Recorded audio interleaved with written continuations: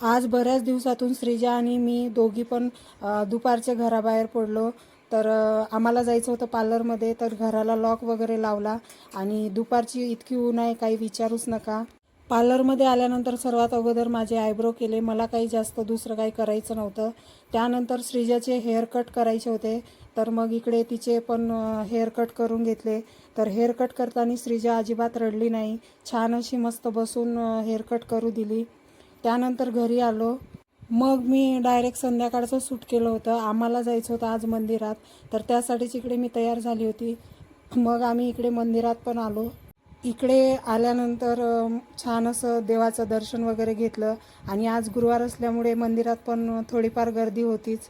मग छान मस्त तिथं निवांत थोडा वेळ बसलो वगैरे आणि शेवटी प्रसाद वगैरे घेतला आणि प्रसाद घेऊन मग सरळ घरी निघून आलो.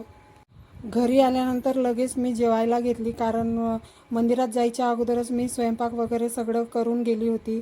त्याच्यामुळे घरी आल्यानंतर मस्त असा जेवण वगैरे केला गप्पा मारत. आणि तसंही उन्हाळा लागला तेव्हाचं जेवण काही जास्त जात नाही, पाण्यानेच पोट फुगून चाललं आहे. जेवण झाल्यानंतर सर्वात अगोदर मला दूध आणि मेडिसिन घ्यायचे असतात, तर इकडे दूध तापवून घेतला, त्यामध्ये केसर टाकलं, त्यामध्ये प्रोटीन पावडर पण टाकून घेतला आणि काही मेडिसिन घ्यायच्या होत्या त्या पण घेतल्या. पण हे दूध घ्यायला मला खूप जास्त कंटाळा येतो, फार नको नको वाटते, पण काय करणार, घ्यावं तर लागतेच.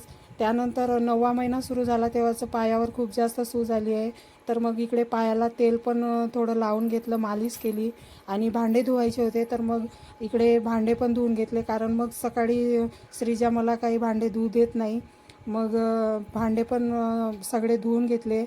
तर असा होता आजचा दिवस. परत भेटूया नेक्स्ट व्हिडिओमध्ये. तोपर्यंत सगळ्यांना बाय.